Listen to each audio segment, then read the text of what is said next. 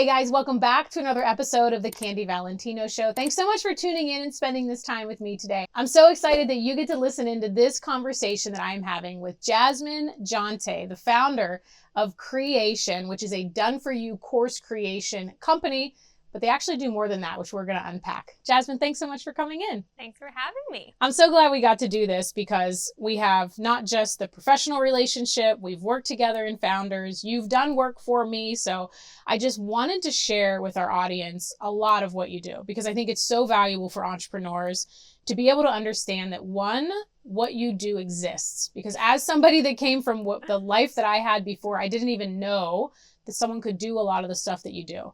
But before we get into that, I want to unpack a little bit about how you got to this place in your business now, because you weren't like, I'm going to be an entrepreneur, I'm going to start a company. Tell everyone about what you did prior to starting your business.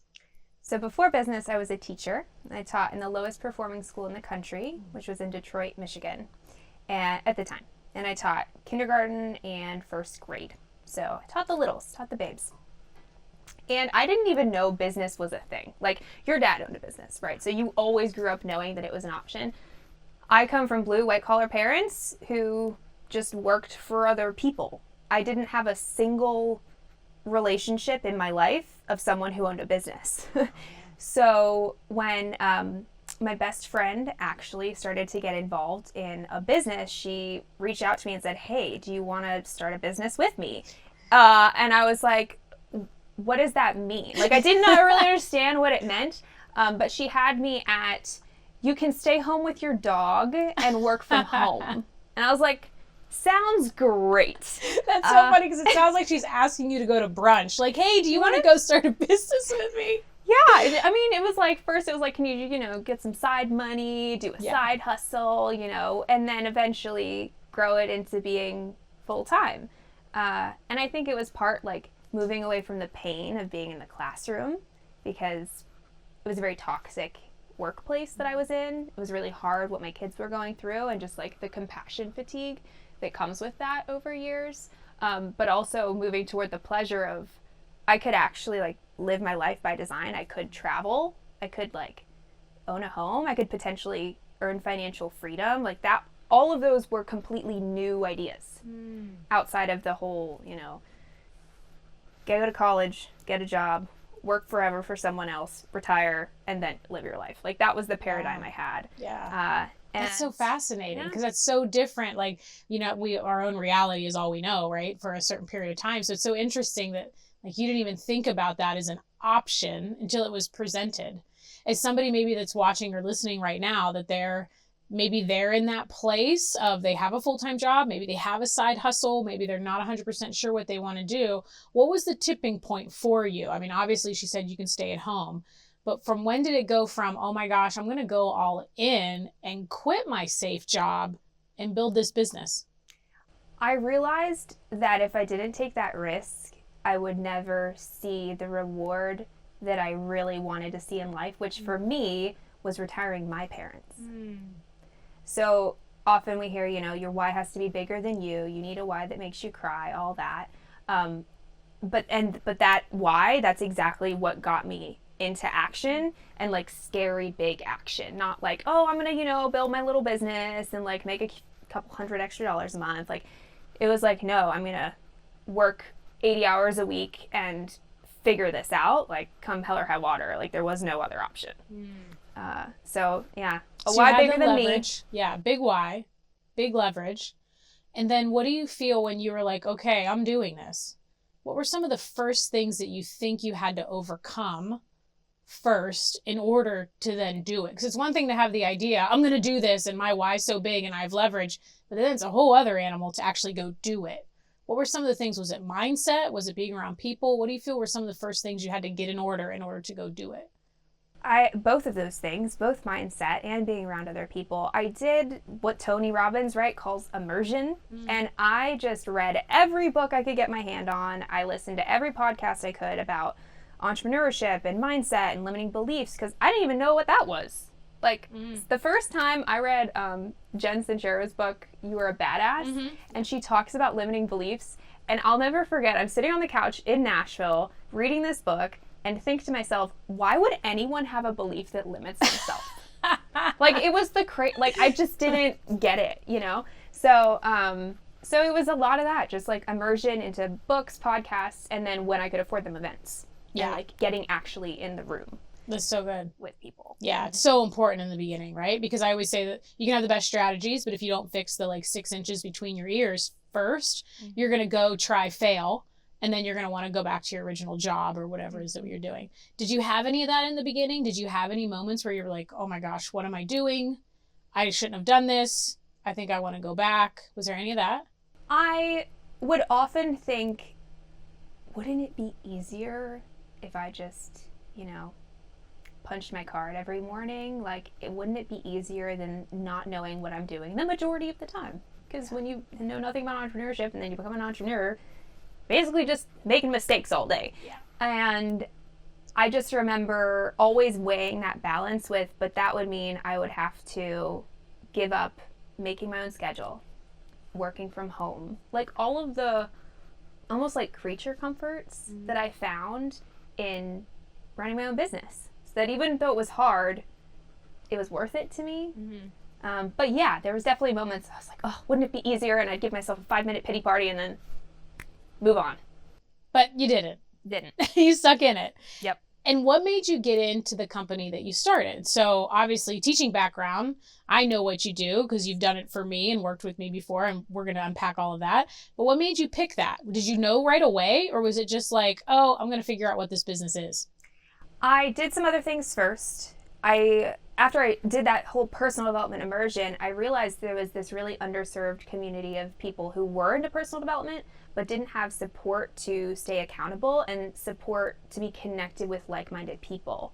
And so my first thing was creating programs for those people. Okay. So I took my teaching expertise, I took the personal development I had learned, and I applied it by helping people. And what I quickly realized was my retention rates were nuts. Like, people just didn't leave. And my completion rates were amazing. And I thought, wow, like, okay, so I can apply my teaching skill to this other industry and it'll work. But I could not figure out marketing. Like, huge hole. Had no idea what I was doing. So I started buying courses about how to market your services and how to sell.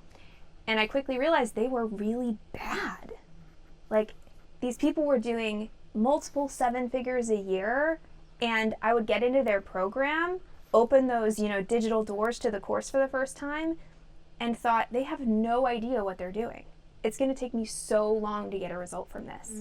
So we've all taken a junky course, unfortunately, and I thought, well, isn't that interesting? There are people who really don't have the skill that I have, and I would be able to impact even more people if I couple what I know how to do with this teaching, which is teaching, with what they know how to do, which is marketing and sales.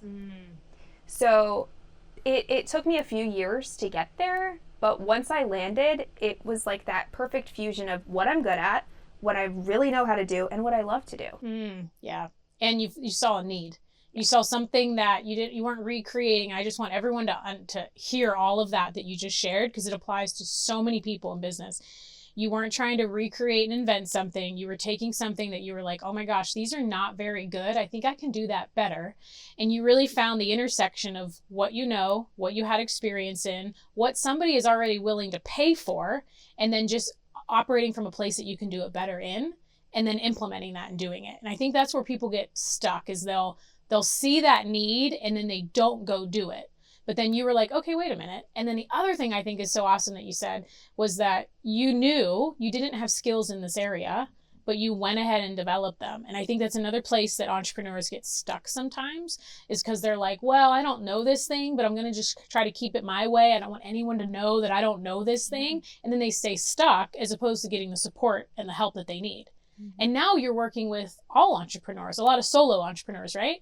And entrepreneurs of all kinds that need your services. So let's fast forward a little bit in your journey. You found out, okay, these are really crappy courses. I can do better than this. What came next? So I put a post on Facebook because I knew nothing about marketing, but I knew I had relationships there. And I went to Facebook and said, I'm an online course ghostwriter. Does anyone need to build a course? And sure enough, like first 5-figure client off of one Facebook post. Wow. Like it was wild. It was the most money I'd ever made in a day. You know, I come from a $38,000 teaching salary. So it was awesome. And like the processes and the systems and my method and how I worked with clients, it just flew out of me. Like it was the easiest thing in the world. Wow. So that was then. And then now, you know, we do work with a lot of like professional service providers, right, who want to get leverage on their time. And then we work with more established course creators or companies who just need to up-level their programs. Yeah. And give me an example of professional services, because I know we have a lot of people that watch the show.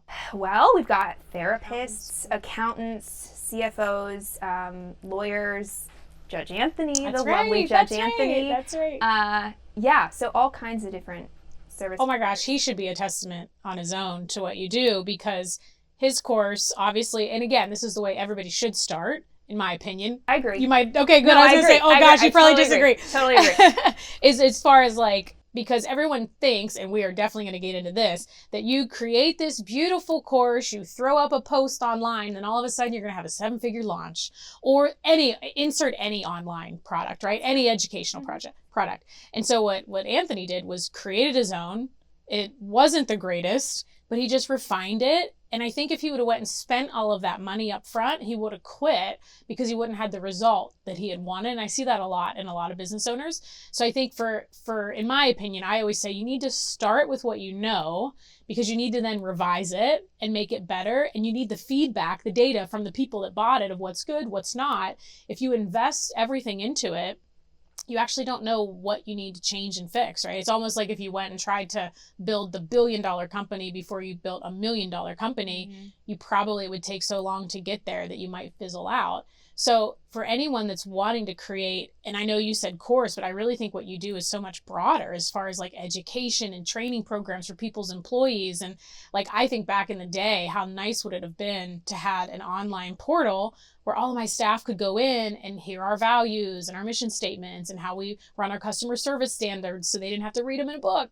But you do that too. So what are some of the other, aside from courses, what are some of the big components that you have been helping entrepreneurs create, and how that system saves them time in their business? Yeah, we do a ton of like high ticket group programs. So the person who has one-on-one and they want to leverage their time, but you need a curriculum and a training in order to do that effectively. So we do a ton of those.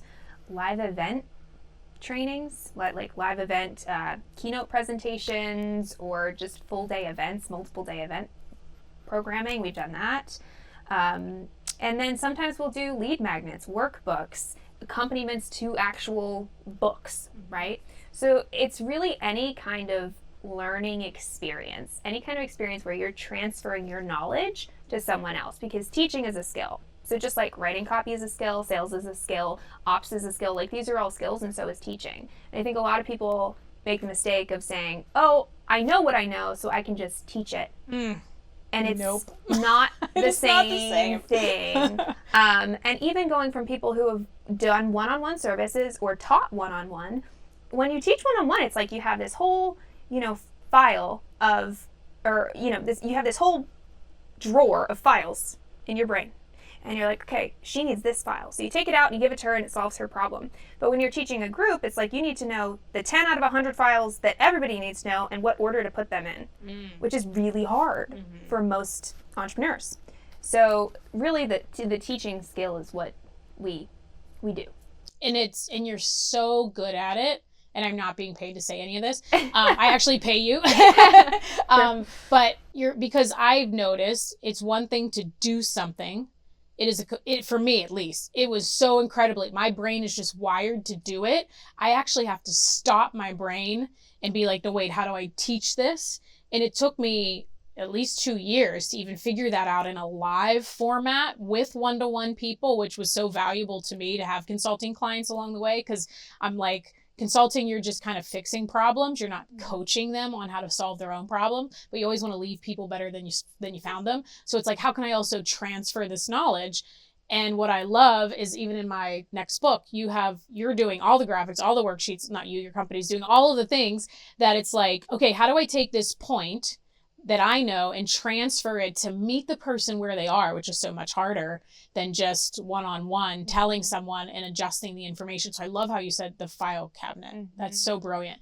And so the other thing too is like, anyone needs to do that for all of their employees. So even if you never want to create an education product, you are still educating and training your employees. And I think that's the one sleep zone that most people on what you offer, they don't even think and connect that like, oh my gosh, I can take all of this stuff that I need to tell every single person I hire and I can condense it all into one place and I don't need to be the one to create it all. Like, I think it's massively valuable. Especially for service provider companies, because you can take that content. Like, I'm thinking of a CFO that we worked with, and we took what she does, like, what's the tax strategy you love? Hiring your kids. Oh, yeah. And there's a couple of them. Augusta Roll. Yeah. So we made little, like, mini courses related to each of those strategies so that someone could buy that program off the website and implement it themselves, or they could hire her and her team to do it. But she uses that exact same training to train her new hires, and they use the same resources, they use the same templates, they use the same spreadsheets. Like,